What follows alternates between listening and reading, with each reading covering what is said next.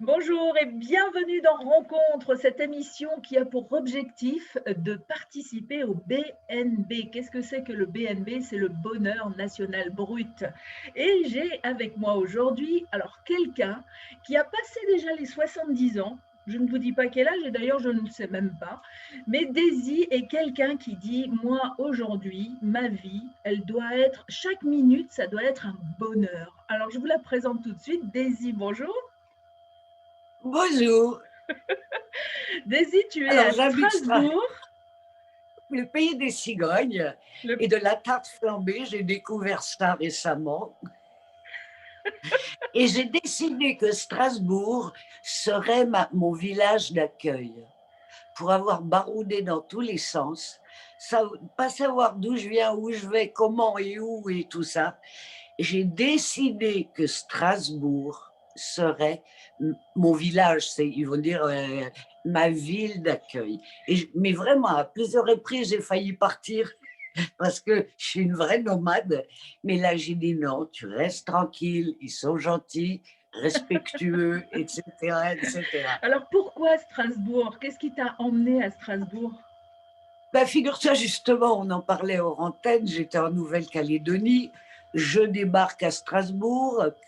Et je trouve un boulot de prof. Enfin, à la fin, j'ai, comme toi, slasheuse, j'ai tout fait dans ma vie, de prof de français pour les étrangers. Et grâce à tous ces étrangers d'Afghanistan, Thaïlande ou je ne sais trop quoi, j'ai pu m'intégrer à Strasbourg parce qu'ils sont adorables, les Strasbourgeois et l'Alsace. Mais quand ils ne te connaissent pas, il faut vraiment montrer patte blanche. Mais après, j'ai découvert leur histoire. Une fois allemand, une fois français, une fois allemand, une fois français. Mais une fois que tu es adopté, ce qui est mon cas, Strasbourg est devenu ma ville. Et alors Et j'adore. Strasbourg, moi j'ai un de mes frères qui vit, non pas à Strasbourg, mais dans le département Dans à la côté, il région, est dans le 68, il est à Colmar, lui. magnifique ville.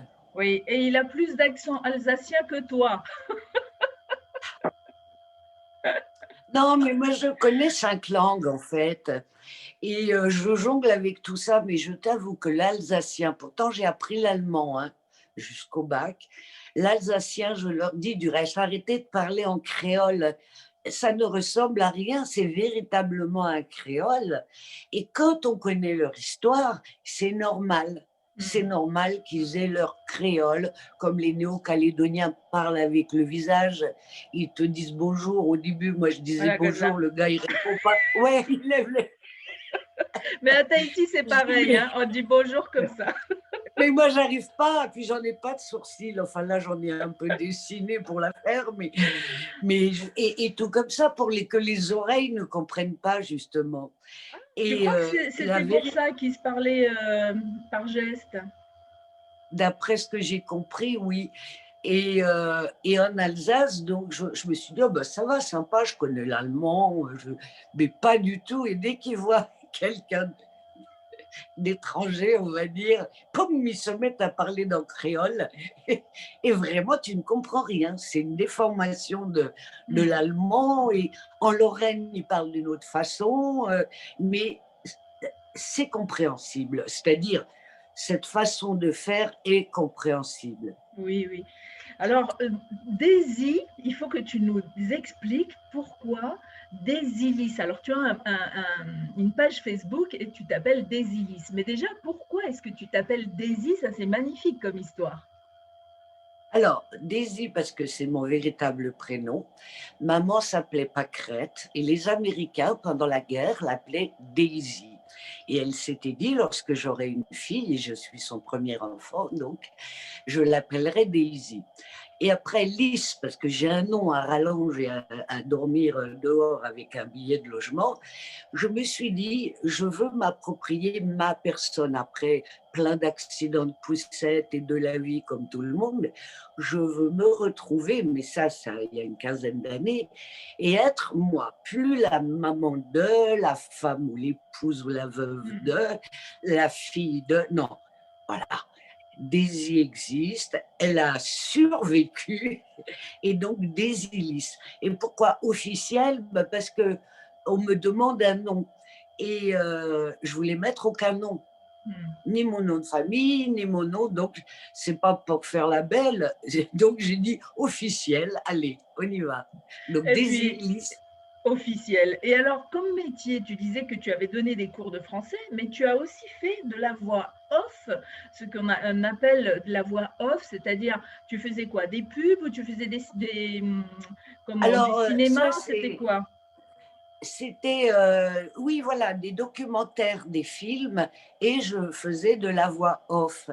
Mais mon truc, que j'ai adoré une fois que j'ai tout largué, c'est-à-dire, j'ai pris ma pré-retraite, j'ai dit: «Maintenant, tout ce que j'ai écrit et tout, je vais le dire». Et j'ai fait beaucoup de textes et de voix, avec une voix particulière, parce que beaucoup m'ont dit, puisque maintenant je suis pas connue, mais quand même connue dans un milieu qui s'intéresse à ma petite personne: «Tu as une voix qu'on reconnaît entre mille». Et je faisais donc ce qu'on appelle du spoken words. C'est entre le slam, la poésie et tout ça en musique. Et j'ai une bande de copains musiciens à travers le monde. Lorsque, par exemple, il y a une poétesse strasbourgeoise qui m'écrit après l'histoire du Charlie, tu sais que tout a Oui. explosé. Elle m'envoie un de ses textes, Françoise Urban Mininger: «Daisy, qu'est-ce que tu peux faire avec ça?» Alors, je l'ai enregistré dans ma salle de bain et je l'envoie à 3 copains, musiciens avec lesquels j'ai l'habitude de fabriquer artisanalement des trucs. Alors, je l'envoie à Yves Alain, qui en a fait une vidéo magnifique. «Je suis Charlie», ça s'appelle. Je vais chez un ami dont la voisine est argentine.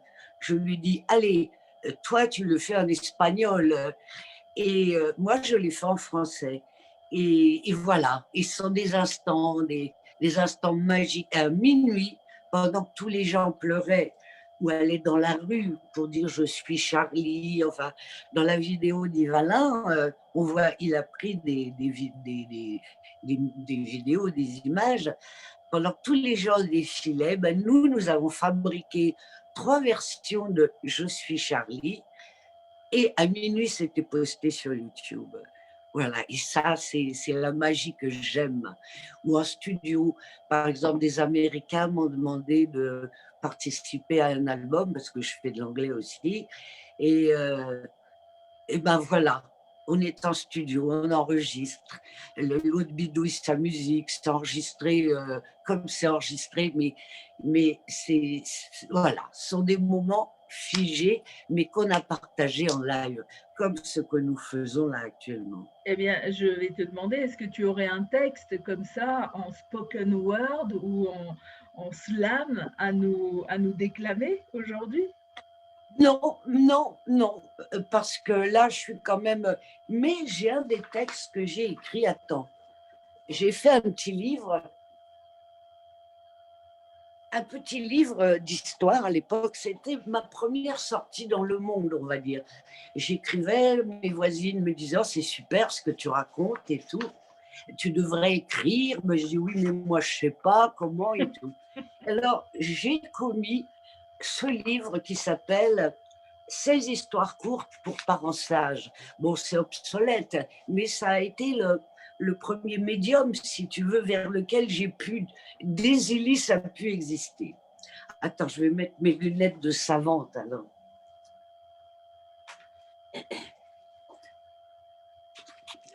Non, ben, le spoken word, si tu tapes Désilis Google, je fais du glamour, du révolutionnaire en fonction de ce qu'on me demande. J'adore. Alors voilà, ça c'est de moi, du pur jus. Bon, ça vaut ce que ça vaut. Le hanneton. Comment faire au réveil quand tu t'aperçois que tu n'es qu'une larve? Une larve n'est encore rien et ne sait même pas ce qu'elle va devenir. Hanneton, libellule ou papillon? Et pourquoi pas embryon? Quand tu es à l'état de larve, donc tu ne sais pas ce que tu vas devenir, tout comme l'embryon. Homme, femmes, oiseaux, insectes. Et c'est en grandissant que tu peux te découvrir. Tu ouvres grand tes yeux et tu essayes de reconnaître parmi ceux qui t'entourent ce que tu es, à quelle espèce tu appartiens. Je ne sais pas, je n'ai pas encore rencontré. Papillon, je ne pense pas. Libellule, encore moins. Peut-être hanneton, ou âne et thon. Ce ne sont pas les animaux que je préfère dans le règne animal. Et pourtant, il faut s'en remettre à l'évidence. Ma seule consolation, la phrase très connue, il faut de tout pour faire un monde. Maintenant, il faut choisir l'âne ou le thon. Bête comme un âne ou gros comme un thon. Appréciation d'humain, me direz-vous. Mais à propos, l'humain, au début, il ressemble bien à une larve et on l'aime plus que tout. Mais plus tard, cette larve d'humain, que devient-elle? Mais parfois plus bête qu'un âne et plus grosse qu'un thon. Génial, j'adore. Tu as écrit ça en quelle année? Oh là là, en 2005, je crois. Ça date, ça date. Non, le spoken words, en fait, mais ça, il faut l'écouter parce que quand je suis en studio avec les musiciens, tout ça, euh, je prends une autre voix, bah, comme là, une artiste, c'est un instrument, la voix. Oui. Là, je parle comme je parle chez mes potes dans mon salon où je suis actuellement. Et qu'est-ce qui Mais quand tu dois... t'a fait aimer ça, cette façon de parler, de raconter les choses? Est-ce que ton père était comme ça? Est-ce que ta mère était comme ça? Mon père, il m'a jamais regardé. Ma Oh, mère, la pauvre. Non, ben non, j'ai vécu en pensionnat, en pension. On oublie toute cette. Je ne critique personne, c'était la vie, ma vie, etc. Non, non, c'est qu'on a tous, on a tout en nous. La musique, la danse, la peinture, tout, on a tout, tout ça en nous. Il n'y a qu'à laisser faire. Mais bon, on a tous, ou à mon époque en tout cas, c'était l'époque du noir et blanc, figé. Tu vois les photos de l'époque, le mec à moustache, toute la famille reine et tout. Maintenant, avec YouTube et tout ça, ça bouge, ça évolue. Mais, et ça permet justement aux personnes lambda de chanter, de danser dans sa salle de bain. C'est magique. Et on de a tous ça en nous. s'exprimer, de rencontrer. Regarde notre rencontre aujourd'hui. Alors, il Mais faut quand oui, même que tu expliques comment on en est venu à cette émission aujourd'hui. alors, parce que je connais Ariane Vitalis, figure-toi. Et par hasard, il n'y a pas de hasard, je regarde Facebook, boum, j'étais au courant de rien de votre rencontre et je tombe sur Ariane et toi. Je t'ai vu tellement solaire et avec ta fleur là de pays merveilleux. Et Ariane, et alors, bon, comme j'adore cette fille, elle est hors du commun, j'ai eu le privilège de la rencontrer il y a 2 ans, avant les élections de Macron. Mm. Nous étions invités pendant un week-end à Kingersheim, un village magnifique alsacien, qui est un pionnier en France. Parce qu'il y a un maire, parce qu'il en faut un, c'était jusqu'à l'année dernière Joe Spiegel, mais tout le monde, et je suis allée dans leur salle, qui est comme un amphi, on vote à main levée. Est-ce que vous voulez qu'on nettoie ce trottoir, qu'on fasse ceci, cela? C'est pas lui qui dit faites des ronds-points parce que non, c'est magique. Il faut du solaire, du bio. Rien n'est parfait, certainement, mais c'est magique. Et donc, il y avait moi, je faisais partie du groupe politique La Maison des Citoyens, animé par Alexandre Jardin, qui n'est du reste pas venu ce week-end, et on était très, très fâchés. Il y avait plein de personnes politiques, et dans l'après-midi, je m'assieds à côté d'Ariane, et ben, comme je suis une causeuse, je parle avec elle, et là où elle m'a émerveillée, nous avons parlé des aborigènes d'Australie. et de l'instrument, le didgeridoo. Là, j'ai dit, mais c'est la révélation. Parce que le didgeridoo, pour moi, c'est un instrument sacré. Les aborigènes, bah, tu connais peut-être leur histoire, ils ont été massacrés, mis dans des parcs, alors qu'ils ont la connaissance universelle. Un vieil aborigène lit ton ADN, sait que ces deux petits-enfants, ces deux jeunes doivent se marier ensemble pour avoir des enfants sains. Là-bas, leur frontière est phonique. Tu ne peux pas aller d'une tribu à l'autre comme ça, parce que la différence de fréquence fait que tu ne peux pas entrer là-bas. Tu demandes la permission au chef de tribu, est-ce que je peux traverser en compagnie de l'énaïque, ta tribu? Alors, il voit qu'elle est jolie, alors il va dire oui, vous Elle a une pouvez. fleur. Elle a une fleur. Non, mais et que à Kingersheim, que je connaissais pas avant, Joe Spiegel, tiens, ce type-là, il faut que tu le rencontres, il est magique. Et je rencontre cette petite, parce qu'elle est mince, fluette comme ça, mais quel cerveau, quelle connaissance. Et elle me parle donc des aborigènes. Alors là, elle m'a acheté tout de suite, si tu veux. Et je l'ai, comme on dit, suivie sur Facebook. Et je la follow parce que tout ce qu'elle dit, je ne dis pas que c'est du pain béni, mais elle m'ouvre l'esprit Oui. au forceps, quoi.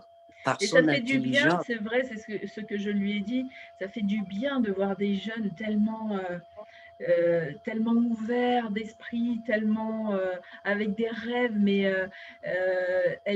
elle le dit elle-même, elle dit tant pis si c'est utopique, mais voilà, nous on rêve d'un monde où tout le monde vit heureux ensemble, et qu'est-ce qu'on peut faire, qu'est-ce qu'on doit faire. Après, c'est des choses à inventer encore, hein, mais c'est vrai que c'est merveilleux de rencontrer Et, quelqu'un comme elle. et, et, et, et c'était, tu l'avais, je présume, rencontré à propos de la lettre qu'elle avait écrite au C'est ça. ministre de l'Éducat. A-t-elle une réponse? Non, non, bah, en tout cas, au moment où on a enregistré l'émission, non, elle n'avait aucune réponse. Et après, je suis allée voir sur son site, encore, tu sais, sur Facebook, qu'elle donne une réponse. Il n'y a pas de réponse Non. non. Mais c'est bien, ces jeunes, ça me donne de la vie parce que je vois que il faut que je tienne ma croche aux branches parce que j'ai envie de voir cette magnifique suite, quoi. D'autant que j'ai fait maintenant, me suis lancée dans les groupes sanguins. 4 personnalités, 4 groupes sanguins, 4 humanités. Le O, ce sont les racines de l'arbre, le A, les feuilles, le AB, le B, le fruit, et le AB qui enfin voit le ciel et qui invoque pour la première fois le nom de l'Éternel. Donc pour moi, là, j'ai dit, ça fait 5 ans que je suis sur ces groupes sanguins, que je potasse, que je m'intéresse. Et donc moi, je suis une racine, je suis du haut. Moi aussi. A, plus, d'honneur universel, de globules. Et donc, je me dis, mais là, je veux voir toutes ces feuilles frétiller, tu vois, parce que je resterai une racine. Mais grâce à vous tous, les A, les B, tout le monde, Obama est AB, enfin, tu vois, ça, il est passé hier à l'émission de Buñuel ou je ne sais qui. Euh, j'ai envie que mon arbre vive, que nos arbres, nous les racines, on puisse frétiller jusqu'à la fin des temps, en fait. Et tu sais que les arbres se communiquent par leurs racines Mais entre eux. bien sûr, mais tout une organisation de malades. Je suis en train d'écrire un roman depuis au moins 6 mois, un an, qui s'intitule Le titre est protégé. Je suis à la recherche d'un cercueil d'occasion. J'en ai- C'est... Et alors, Alors, comment ton entourage accepte ce titre? ben, tout le monde a trouvé ça génial. Et une copine que j'ai rencontrée par hasard, enfin, l'amie d'amis pendant les vacances, elle m'a trouvé authentique. sur Le Bon Coin. Tu connais cet organisme qui Oui, vend oui, des oui. trucs? Des cercueils. Et elle m'a fait voir les photos de cercueils à vendre. Des cercueils Alors, d'occasion alors. d'occasion, absolument. Et alors, à mesure que j'avance dans cette histoire qui est un roman, mais bien entendu, c'est mon histoire, mais brodé, raconté, rigolo et tout, je me dis: «Mais pétard, je dois être immortelle» parce qu'à mesure que j'avance, j'ai pas envie de mourir et d'une. Enfin, si, s'il le faut, ça se fera dans les meilleures conditions et j'ai la foi. Mais je me dis: «Pétard, bah, l'autre, elle m'a trouvé des cercueils, donc tranquille, ça peut arriver dans 5 minutes après l'interview, Oui, comme dans comme dans 10 5. ans. Mais très sincèrement, heu, je j'ai envie de vivre et on a le choix. Oui, Je crois qu'on a le choix. Parce qu'à 2 ou 3 reprises dans ma vie, j'ai été, sapée comme jamais, enfin pas sapée comme jamais, mais mais sapé par le moral, quoi. ah non, la santé, le matin, tu te réveilles, tu peux plus marcher. Tu Ah sais pas et oui. tous les toubibs savent pas ce que tu as. Tu souffres le martyre et tu es comme une indigente. Enfin bref et je me suis dit: «Pétard là, plus marcher, plus danser», enfin bref quoi et c'est là où je prie, je dis: «Écoute mon Dieu, là, c'est pas la peine, tu m'arrêtes tout ou si tu veux que je continue, donne-moi des systèmes». Parce qu'au bout de 3 semaines, ils m'ont pris 50 litres de sang, des radios de partout et ils savent pas, ils savent. Ils m'envoient chez des professeurs, des machins, des trucs. J'ai dit: «Non là». Alors là, je prie comme un bébé. J'ai dit: «Écoute mon Dieu, tu as vu ce connard professeur de je sais pas quoi là? Il veut me que j'aille dans sa clinique pour une semaine et encore me tester dans tous les sens. Alors voilà mon Dieu, donne-moi une idée, comment je fais parce que c'est plus possible». Eh ben, je te jure, le matin, on m'a dit, ou mes ancêtres, ou on m'a dit: «Va à la boutique bio du coin». Donc je me suis traînée vraiment, j'ai marché en rasant les murs parce que mes jambes étaient ça n'allait pas du tout. Et je vais voir cette dame, je lui explique un peu, voilà, on ne sait pas, des genoux aux pieds, je suis à moitié paralysée, les toubibs ne trouvent pas. Elle me dit: «Ma pauvre dame, vous en avez tellement avalé dans votre vie qu'il fallait bien que ça sorte quelque part, quelque part et chez vous, c'est sorti par les jambes». Et alors voilà, elle me donne 2 kilos de gros sel de l'Himalaya et je me suis effectivement allongée sur le canapé, j'ai mis des serviettes et j'ai enfin saupoudré ces serviettes de ces 2 kilos de sel. J'ai enfermé mes jambes là. Je me levais que pour le minimum syndical, c'est-à-dire aller aux toilettes, parce que sinon, Mmh. station debout, impossible. Et je te jure qu'au bout de 10 jours, le ciel, le sel est devenu marron. Il a extrait toute cette misère, ce malheur, ce négatif, tout ça. Et j'avais un rendez-vous à Paris au mois de juin, telle date. Il fallait absolument que je me rende à Paris. Ça, c'était ma carotte. J'avais un enregistrement très important pour un poète français très connu, qui a reçu le prix, je ne sais plus quoi et tout, qui voulait que j'interprète 4 ou 5 de ses poèmes. Et le musicien m'attendait à Paris pour que j'enregistre. Je dis: «Comment je vais prendre le train? Comment je...» Eh ben, j'ai prié, je me suis reconstituée. Quand je dis qu'on ne veut pas mourir ou qu'on ne veut pas, c'est authentique. Et puis, bah, j'ai pris le train. Personne ne savait dans mon entourage ce qui m'arrivait. Je continuais à faire la fanfaronne et tout. Mais quand même, aux musiciens, je dis: «Écoute, je suis un peu patraque, là, j'ai les gambettes qui marchent pas trop comme il faut» et je le connaissais, comme ça, et il m'a reconnu, je sais pas comment. Nous nous sommes reconnus et nous avons pu enregistrer ces, ces poèmes sur les Caraïbes de Eugène Gabriel Kopp, qui a reçu le prix Jean Cocteau. Et partant de là, j'ai compris qu'on avait le choix, ou de se laisser mourir, ou bien, de dire non, je veux continuer, je veux continuer. Et ben voilà, et je suis devant toi et je suis heureuse de vivre. C'était il y a combien de temps, ça? Ça, c'était, écoute, curieusement, tu sais qu'il y a eu un terrible tremblement de terre en Haïti. Oui, je ne me rappelle plus de l'année, Je mais… crois que c'est 2011 peut-être. Mhm. Je ne veux pas dire de bêtises, mais c'était pile à cette période. Mes jambes ont été fauchées en une nuit. Le soir, je marchais et j'ai voulu me lever la nuit pour aller aux toilettes, mais je ne pouvais pas marcher. Mes jambes étaient sciées. Et c'était juste à cette période d'un terrible tremblement de terre qui a eu lieu en Haïti. Et alors, du coup, je regardais la télé, je me dis, oh, ces pauvres enfants qui, eux, ont été sciés véritablement leurs jambes, leur maison. Enfin, on a vu des images comme tous les séismes de catastrophes. Et j'ai dit, merci mon Dieu. Ok, ok, je ressens ce que peut ressentir même à mon petit niveau et au chaud, ce que ces pauvres gens ont ressenti dans leur terre, quoi. Et cette envie de Voilà. faire une prière, c'était parce que quoi, c'est un côté religieux ou plutôt spirituel?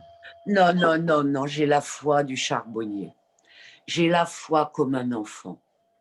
Et je dis, j'ai pas mal baroudé, puis un jour, je rencontre un enfant de 2, 3 ans, il avait un petit poussin, un poussin. Et le poussin est mort ou endormi. Quand j'ai vu comment l'enfant a pris le poussin dans ses mains, a prié comme un enfant avec toute la pureté de son cœur, il avait quoi, 3 ans, quelque chose comme ça. Oh mon Dieu, blablabla. Bla, bla. Et l'oiseau, il est reparti. Waouh! Il a ressuscité. Alors là, j'ai fait ça. Je vis comme ça. Je vis comme ça. Je dis, par rapport à l'univers, que ta volonté soit faite. Il n'y a que vous, les anges, le cosmos, tout le monde, les créateurs, il n'y a que vous. Vous êtes comme dans un camion de 15 tonnes, vous voyez mieux que moi, qui suis sous terre ou rampant là, comme ça. Et c'est cette foi-là que j'ai. Je fais confiance, j'accueille ce qui vient. Alors maintenant, je voudrais accueillir que du bon, quoi. Bah oui, bien Et je sûr. l'espère que Et en du même bon. temps, c'est le propre de l'être humain. Si on a vécu des choses difficiles, il y a un moment, on a envie de toute façon de passer tous ces caps et de sortir la tête de l'eau et de dire, là, je veux vivre ce dont j'ai envie, Ouais. ce qui me fait du bien. Oui, mais il y a ce fameux syndrome de Stockholm. Je ne sais pas si tu connais. Oui. On t'a fait mal et tu veux revenir à cette douleur. Alors, on appelle ça masochisme ou autre, mais moi, on va dire en gros vite fait, je connaissais que des trucs qui provoquent le syndrome de Stockholm. C'était pour moi naturel d'avoir mal, de se blinder, d'avoir mal, de se blinder. J'avais pas le comportement de relâchement euh, éthérique pour la caresse ou autre. Non, non, c'était normal qu'on te tape, enfin dans tous les sens du terme, et tu te blindes, tu te fortifies comme un soldat. Et à un moment, je me suis dit, mais c'est pas ça. J'entendais mes copines raconter telle chose, je voyais des films, j'ai lu, j'ai dit, mais pétard, c'est pas ça la vie. C'est pas ça la vie. C'est douceur, amour. Alors après, je me suis abandonnée au premier venu. Une fois que j'étais veuve, je pensais que j'allais prier et rencontrer que des cas. Non, non, la leçon n'était pas terminée. Il fallait que tu apprennes le discernement. Pas de recul. Ah oui, c'est pas ce qui brille. Pas tout ce qui brille est de l'or. Pas tout ce qui est gentil est un ange. Mais jusqu'à aujourd'hui, quoi. J'ai encore des universités à faire. On en est tous à ce Mais point-là, je crois. De toute façon, c'est on apprend de nos erreurs ou pas. Et en tout cas, ce que moi j'ai observé à l'âge où j'ai, alors je suis plus jeune que toi, mais c'est vrai que l'âge aide aussi à être à avoir un peu plus de bon sens, à avoir un peu plus d'amour aussi pour soi et pour les autres. Mais ce que j'observe, c'est que de toute façon, tant qu'on n'a pas accepté que quelque part nous sommes créateurs de notre vie à n'importe quel moment, eh ben, on va aller à l'encontre de quelque chose. Donc, c'est un et, chemin. Hein. ouais, et moi, comme je suis très curieuse, non pas de façon malsaine, mais curieuse de la vie, un peu comme dans l'histoire de Hanneton, qu'est-ce que je suis, une libellule, un papillon, on m'a jamais dit je t'aime, donc je savais pas, enfin tu vois, sans critiquer ni rien, mais euh, j'étais curieuse de voir à quel monde, effectivement, c'est pas anodin cette histoire de Hanneton. Je savais pas à quel règne, parce que je me sentais proche des animaux, des fleurs, des arbres, de la mer, enfin tout ce vivant que je ressens. Et les seuls, entre guillemets, qui m'ont fait mal sont les humains. Alors, tu comprends pas quoi. T'es pas un animal, t'as une partie animale, oui, mais t'es aussi une fleur. T'es aussi une fleur et t'as envie qu'on te caresse, qu'on te ressente, qu'on te sente. Mais j'ai pas dit mon dernier mot. J'ai pas... Je suis sur le chemin. Bravo, ben, bravo. Alors, qu'est-ce que tu aurais comme conseil à donner aux jeunes, justement, par exemple, des jeunes qui vivent des moments difficiles dans leur vie? Ben, j'en ai rencontré beaucoup des jeunes. Et ben, je me fais moins de soucis pour eux que pour les adultes ou leurs parents. Parce que nous avons été des mauvais exemples pour eux. Et donc, regarde la petite Greta Thunberg et tous ces jeunes. Je vois mes petits-enfants qui me disent non, mamie, il ne faut pas traverser au feu rouge. Alors que je sais, je connais le timing, tu vois, du feu rouge pas Oui, loin de chez oui. moi. Je ne me fais pas de soucis pour eux. Et ils ont un instinct, pour ceux qui sont, comme on dit, dans les cités ou autres, je me fais moins de soucis pour eux. Ils ont la débrouille, ils n'ont pas peur, ils sont solidaires, ils font leur trafic comme ils peuvent, mais ils se débrouillent mieux que moi je ne pourrais le faire aujourd'hui. Donc des conseils, non, je crois que je leur en demanderai. Parce que comment un vieux, un, un, un animal préhistorique comme moi peut donner un conseil à une jeune pousse qui a eu un... Moi, j'écrivais au stylet avec la pierre, tu vois, sur un socle en pierre. Les gamins, ils ont la tablette, ils connaissent tout avec Internet et ils savent faire la part des choses. Donc non, moi, c'est à eux que je demande des conseils, vraiment, vraiment. Je veux qu'ils me sauvent. Ils me disent, mamie, non, non, non, non. Vous avez fait toute la vie comme ça, vous avez saccagé la planète, vous avez fait comme ci, comme ça, et vous voulez me donner des conseils. Non, non, non, mamie, viens, je vais te faire voir comment ça se passe. C'est ça que j'ai envie. Et qu'est-ce que tu aurais envie de transmettre alors à tes petits-enfants? Alors, leur transmettre, là, oui. J'en ai 7 petits-enfants, des métis qui sont un peu dans toute la planète. Euh, Ce que j'ai envie de leur transmettre, eh bien, c'est la force que j'ai eue ou qu'il m'a fallu pour devenir femme avec les accidents de poussette communs aux femmes, aux filles, viol et compagnie. La ténacité, après la concurrence, parce que j'ai été à des postes à responsabilité à haut niveau, tenir sa place devant les hommes, mais ça nous demande, et tu le sais, 2 fois plus d'énergie.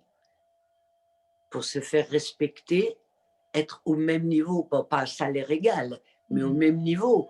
Puis après, tu rentres, tu as les couches à laver, tu as la choucroute à préparer ou je sais pas quoi. Eh bien, c'est de tenir bon et action-réaction, ne pas attendre.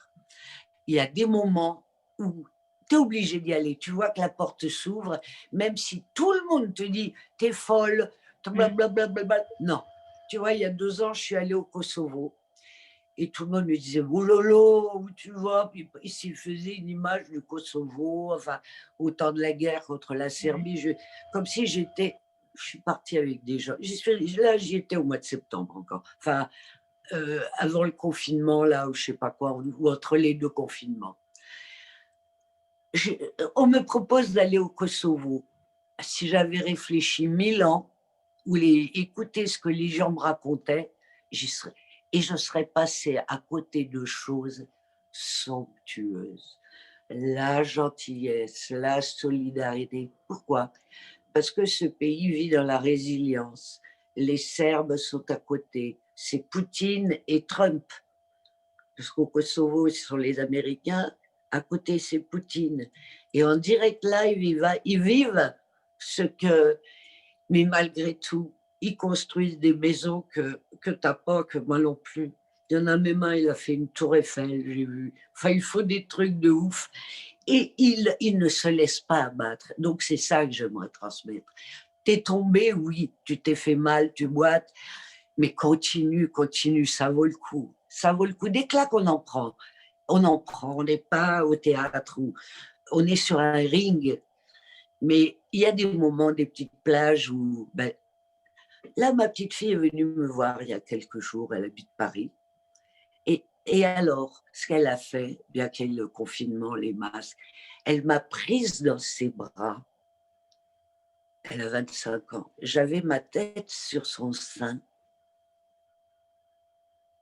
Et là, on s'est appelé il y a 2 ou 3 jours. Je lui ai dit, écoute, le fait que tu m'aies prise contre toi comme ça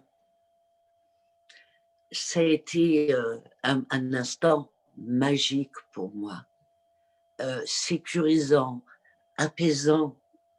Donc pour les jeunes, je ne me fais pas de soucis, ils savent mieux que nous, t'inquiète, t'inquiète. Justement, qu'est-ce que tu penses, toi, de ce confinement et des personnes âgées que l'on invite à repousser leur famille? Non, j'en pense rien.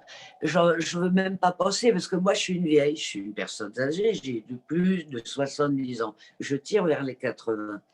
Donc, j'ai pas envie d'être dans un EHPAD ou des trucs comme ça. Je ne peux pas imaginer qu'en France, un pays comme ça, on ne respecte pas les vieux. Tu vas au Kosovo, tu vas en Turquie, tu vas en Afrique, tu vas dans des pays de sauvages, on va dire, où le vieux a la première place. Bon, certes, il y a des vieux qui sont cloches, mais le vieux a la première place. Alors qu'en France, je crois qu'il n'y a qu'en France qu'on fait ça, de parquer les vieux dans des EHPAD, et puis là, paraît-il qu'on les euthanasie. Donc, je ne veux pas faire de commentaires parce que mon cœur pleure quand je connais ça, je sais ça, et je ne peux rien faire. Mais on ne peut pas mettre un vieux, dont je fais partie, dans un EHPAD ou attendre qu'il donne son héritage. Là, il y a des mentalités à changer. La France a été magnifique, certainement, mais là, le comportement de fermer les librairies, d'euthanasier les anciens, tout ça, je ne veux pas faire de leçon de morale, mais je suis choquée au plus profond de moi. Fermer les librairies. Non, je ne veux pas être triste parce que tu es trop belle, je te vois avec ta jolie fleur. Ne parlons pas de choses qui fâchent. Non pas que je mette ça sous le tapis, mais je préfère, je sais, parce que je connais l'ombre et la lumière. Mais aujourd'hui, pour survivre, je veux même pas parler de ça parce que là, je reviens dans mes autres vies et j'ai envie de pleurer. Mmh.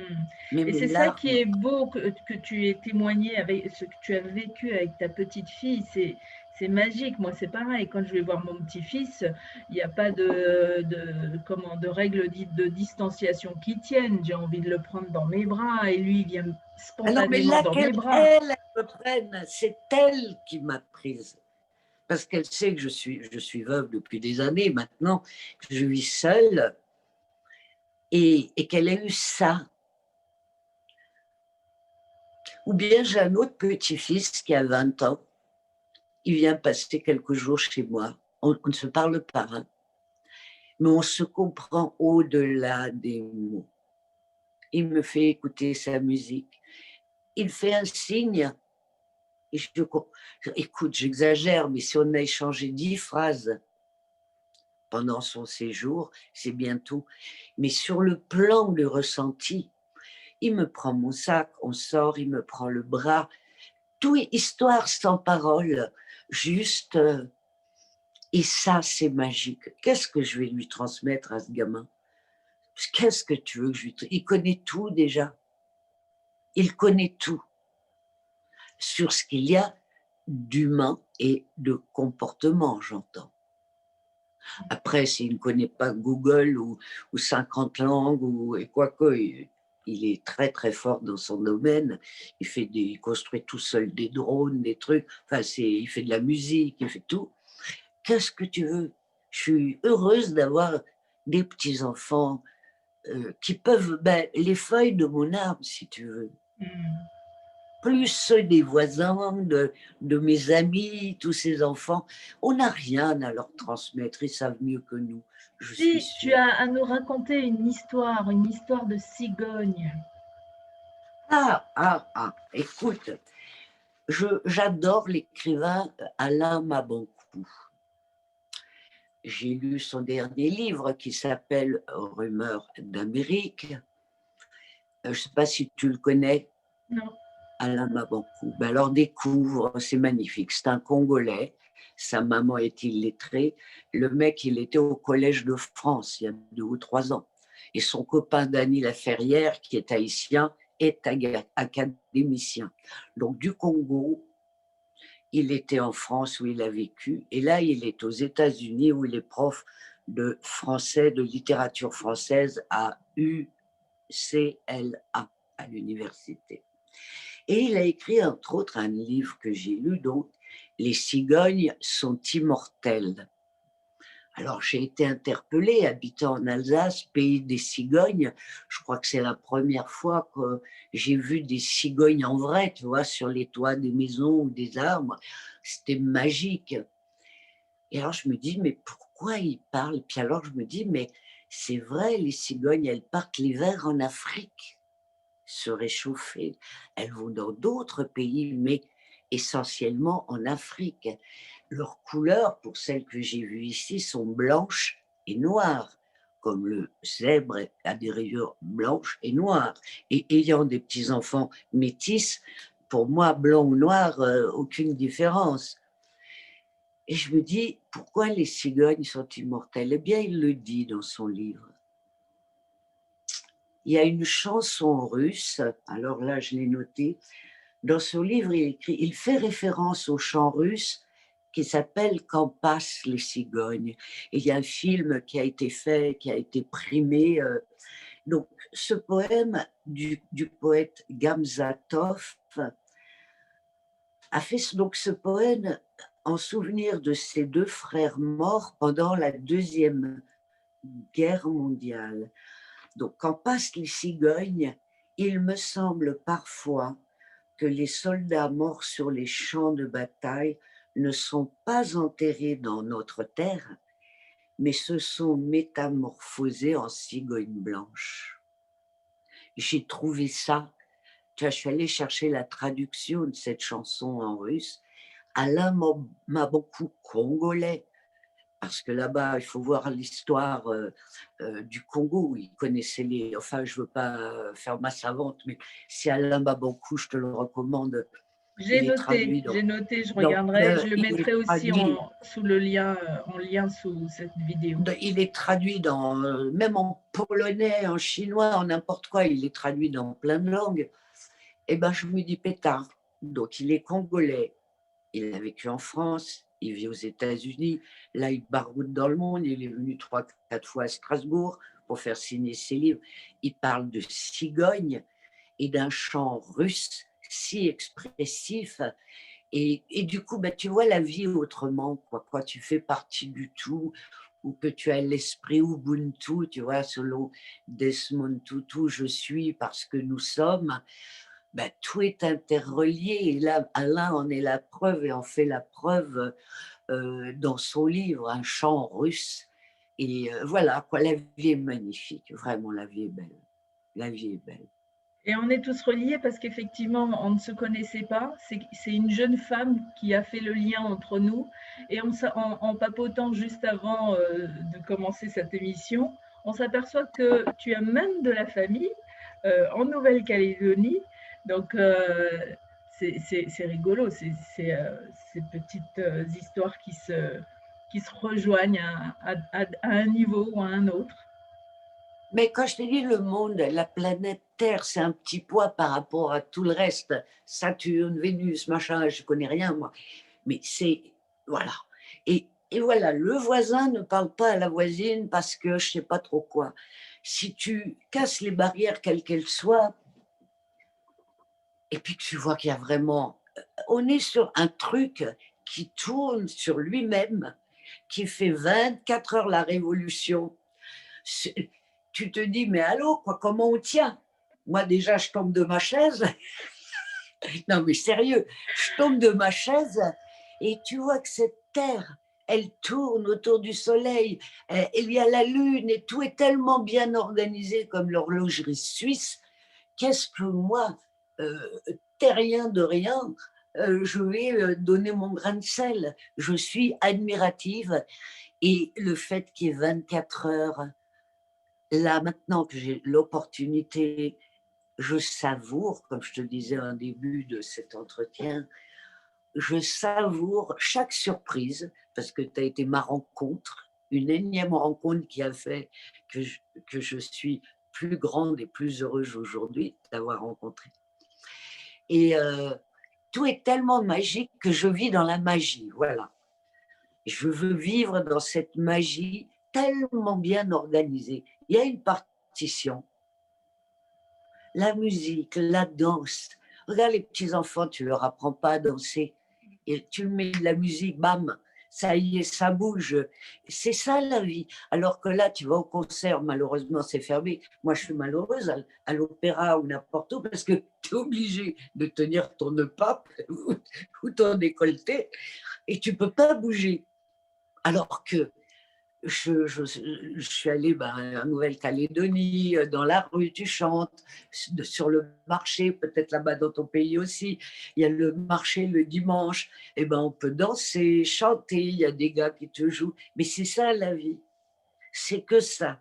Et là, on veut que tu restes avec un masque, que non, tu ne dises pas bonjour au voisin, avec le coude ou avec... Non, mais vous vous rendez compte, ma pauvre dame, ce qu'ils veulent faire de nous. Donc peut-être que ça va permettre d'aller pêcher les étoiles la nuit ou le jour, de se dire il y a quelque chose d'autre que ce qu'on nous inflige actuellement. Et je crois que c'est particulier à la France, hein, parce Je, que j'entends...